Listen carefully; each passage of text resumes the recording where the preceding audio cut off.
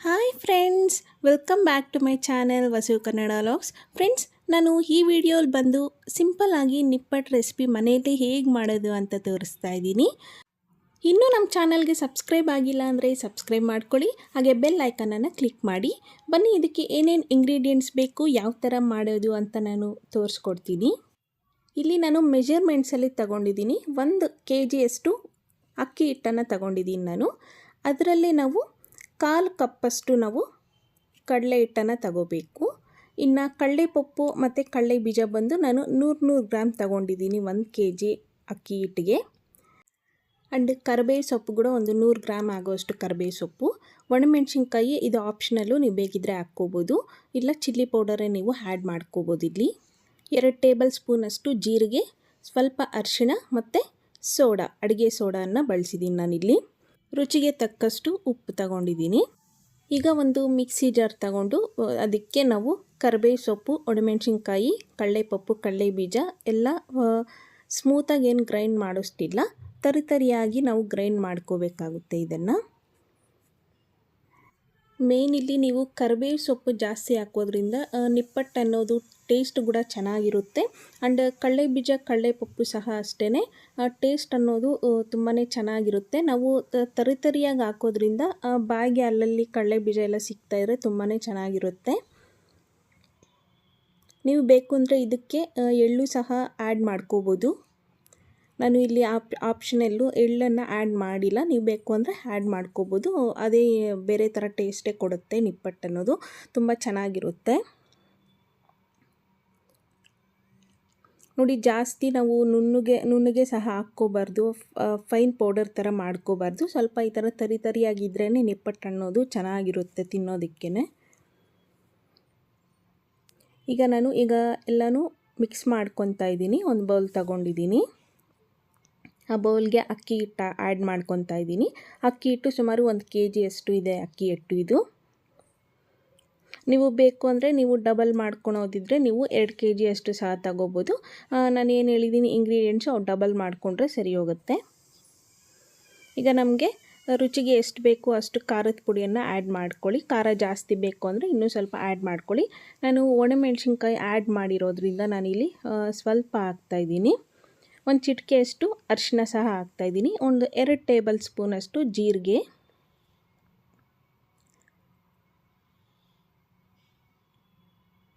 ಈಗ ಕಡಲೆ ಹಿಟ್ಟು ಸಹ ಆ್ಯಡ್ ಮಾಡ್ಕೊತಾ ಇದ್ದೀನಿ. ಎಲ್ಲನೂ ಒಟ್ಟಿಗೆ ಕಲಿಸ್ಕೋಬೇಕಾಗುತ್ತೆ. ಈಗ ಗ್ರೈಂಡ್ ಮಾಡ್ಕೊಂಡು ಇಟ್ಕೊಂಡಿದ್ನಲ್ವ, ಆ ಪೌಡರ್ ಸಹ ಹಾಕ್ಕೊತಾ ಇದ್ದೀನಿ.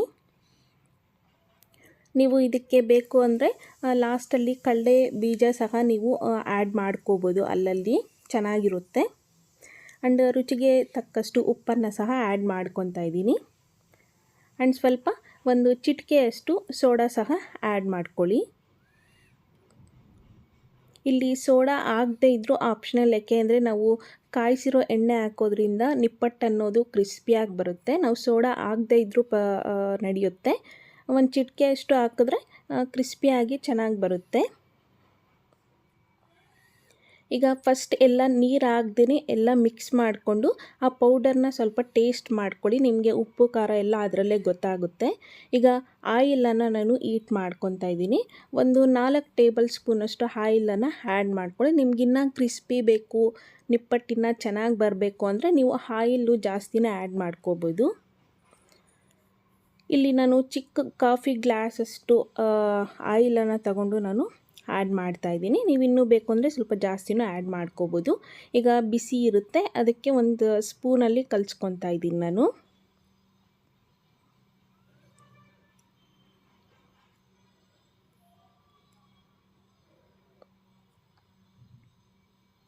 ನೋಡಿ, ಈಗ ಆಯಿಲ್ ಹಾಕಿ ಎಲ್ಲ ಮಿಕ್ಸ್ ಮಾಡಿದ್ಮೇಲೆ ಈ ಥರ ಉಂಡೆ ಕಟ್ಟಿ ನೋಡಬೇಕು. ಅದು ಪೌಡರ್ ಥರ ಆಗಬಾರ್ದು, ಆ ಥರ ಉಂಡೆ ಥರ ಬರಬೇಕು. ಆಗ ಪರ್ಫೆಕ್ಟಾಗಿ ಎಲ್ಲ ಆಯಿಲ್ ಎಲ್ಲದಕ್ಕೂ ಮಿಕ್ಸ್ ಆಗಿದೆ, ಆಯಿಲ್ ಸರೋಗಿದೆ ಅಂತ. ಇಲ್ಲಿ ನಾನು ಚಪಾತಿ ಯಾವ ಥರ ಕಲಿಸ್ಕೊತೀವಿ ಅದೇ ಇದಕ್ಕೆ ಕಲಿಸ್ಕೊಂಡಿದ್ದೀನಿ. ಜಾಸ್ತಿ ಮೆತ್ತಗೂ ಕಲಿಸ್ಕೋಬಾರ್ದು, ಗಟ್ಟಿಯಾಗಿ ಕಲಿಸ್ಕೋಬಾರ್ದು. ನಾರ್ಮಲ್ ಚಪಾತಿ ಹೇಗೆ ಕಲಿಸ್ಕೊತೀವಿ ಅದರ ಥರ ಕಲಿಸ್ಕೊಂಡ್ರೆ ಸಾಕು. ಈಗ ನಾರ್ಮಲ್ ಸೇಮ್ ಚಪಾತಿ ಥರನೇ ನಾನು ಲಟ್ಸ್ಕೊತಾ ಇದ್ದೀನಿ ಇಲ್ಲಿ.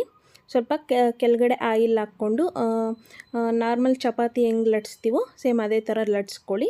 ಅಂದರೆ ಸ್ವಲ್ಪ ದಪ್ಪನೂ ಇರಬಾರ್ದು, ಜಾಸ್ತಿ ತೆಳ್ಳಗೂ ಇರಬಾರ್ದು, ಮೀಡಿಯಮ್ ಸೈಜಲ್ಲಿ ಲಟ್ಸ್ಕೊಳ್ಳಿ, ಸರಿ ಹೋಗುತ್ತೆ. ನಿಮಗೆ ಬೇಕು ಅಂದರೆ ನಾವು ನಾರ್ಮಲಾಗಿ ಚಿಕ್ಕ ಚಿಕ್ಕ ಉಂಡೆ ಮಾಡಿಬಿಟ್ಟು ಕೈಯಲ್ಲೇ ತಟ್ಟಿ ಎಣ್ಣೆಗೆ ಹಾಕ್ಬೋದು, ಆ ಥರನೂ ಚೆನ್ನಾಗಿರುತ್ತೆ. ಈ ಥರ ಮಾಡಿಕೊಂಡ್ರೆ ಇನ್ನೂ ಒಂದೇ ಸರಿ ಬೇಗನೆ ನಾವು ನಿಪ್ಪಟ್ಟನ್ನು ಮಾಡ್ಕೋಬೋದು. ನೋಡಿ, ನಾನಿಲ್ಲಿ ಒಂದು ಚಿಕ್ಕ ಗ್ಲಾಸ್ ರೌಂಡ್ ಶೇಪ್ ತಗೊಂಡು ನಾನು ಇಲ್ಲಿ ಪ್ರೆಸ್ ಮಾಡಿಕೊಂಡು ತಗೊತಾ ಇದ್ದೀನಿ. ನೀವು ಬೇಕು ಅಂದರೆ ದೊಡ್ಡ ದೊಡ್ಡದಾಗಿ ಸಹ ನೀವು ಕಟ್ ಮಾಡ್ಕೋಬೋದು, ಬೌಲಲ್ಲಿ ಸಹ ನೀವು ಕಟ್ ಮಾಡ್ಕೋಬೋದು. ಹಾಗೆಯೇ ಎಲ್ಲದನ್ನು ನಾನು ಇಲ್ಲಿ ಪ್ರಿಪೇರ್ ಮಾಡಿಕೊಂಡು ಇಟ್ಕೊತಾ ಇದ್ದೀನಿ.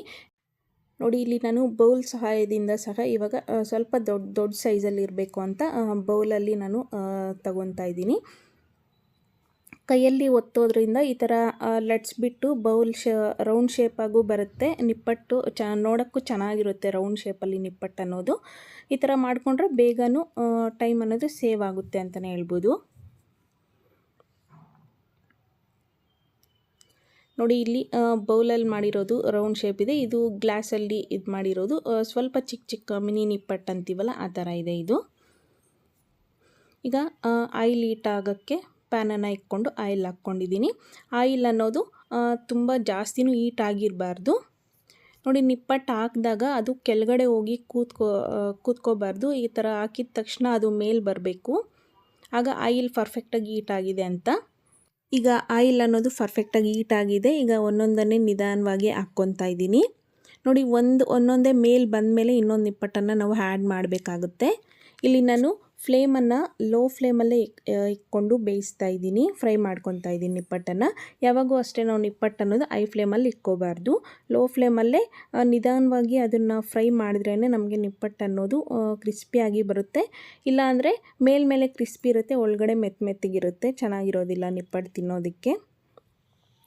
ನೋಡಿ, ಈ ಥರ ಒಂದು ರೌಂಡು ನಾವು ಫಿನಿಷ್ ಮಾಡಬೇಕು ಅಂದರೆ ಏನಿಲ್ಲ ಅಂದರೂ 8 ರಿಂದ 10 ನಿಮಿಷ ಬೇಕಾಗುತ್ತೆ. ಈ ಥರ ನಿಧಾನವಾಗಿ ಲೋ ಫ್ಲೇಮಲ್ಲೇ ನಾವು ಫ್ರೈ ಮಾಡ್ಕೋಬೇಕು ನಿಪ್ಪಟ್ಟು ಅನ್ನೋದು. ನೋಡಿ, ಒಂದು ಸೈಡ್ ಕಲರ್ ಚೇಂಜ್ ಆದಮೇಲೆ ಇನ್ನೊಂದು ಸೈಡ್ ಟರ್ನ್ ಮಾಡ್ಕೊಳ್ಳಿ. ನೋಡಿ, ನಾನು 2 ಸೈಡು ಟರ್ನ್ ಮಾಡ್ಕೊಂಡಿದ್ದೀನಿ. ಇವಾಗ ಆಲ್ಮೋಸ್ಟ್ ಇದು ಫ್ರೈ ಆಗಿದೆ. ನೋಡಿ, ಆಯಿಲಲ್ಲಿ ಬಬಲ್ಸ್ ಎಲ್ಲ ಹೋಗಿದೆ. ಈಗ ನೋಡಿ, ನಿಪ್ಪಟ್ಟು ಸಹ ಕ್ರಿಸ್ಪಿಯಾಗಿ ಫ್ರೈ ಆಗಿದೆ ಅಂತಲೇ ಹೇಳ್ಬೋದು. ನೋಡಿ, ಈಗ ನಾನು ಒಂದು ಬೌಲ್ಗೆ ತಗೊತಾ ಇದ್ದೀನಿ ನಿಪ್ಪಟ್ಟನ್ನು. ಈಗ ಅದೇ ಥರ ನೆಕ್ಸ್ಟ್ ರೌಂಡನ್ನು ಸಹ ನಾನು ಫ್ರೈ ಮಾಡ್ಕೊತಾ ಇದ್ದೀನಿ. ಆ ಆಯಿಲ್ ಅನ್ನೋದು ಜಾಸ್ತಿ ಹೀಟ್ ಆಗಿರುತ್ತೆ, ಸೊ ಒಂದು 5 ನಿಮಿಷ ಬಿಟ್ಟ ಮೇಲೆ ನೀವು ನೆಕ್ಸ್ಟ್ ರೌಂಡನ್ನು ಹಾಕ್ಕೊಳ್ಳಿ. ಯಾಕೆಂದರೆ ಇಲ್ಲ ಅಂದರೆ ನಿಪ್ಪಟ್ಟು ಬೇಗನೆ ಸೀದೋಗುತ್ತೆ, ಒಳಗಡೆ ಎಲ್ಲ ಮೆತ್ತಗಿರುತ್ತೆ, ಚೆನ್ನಾಗಿರೋದಿಲ್ಲ. ಇದನ್ನು ಸಹ ಅಷ್ಟೇ ಸೇಮ್ ಲೋ ಫ್ಲೇಮಲ್ಲಿ ಇಟ್ಕೊಂಡೆ ನೀವು ಫ್ರೈ ಮಾಡ್ಕೊಳ್ಳಿ.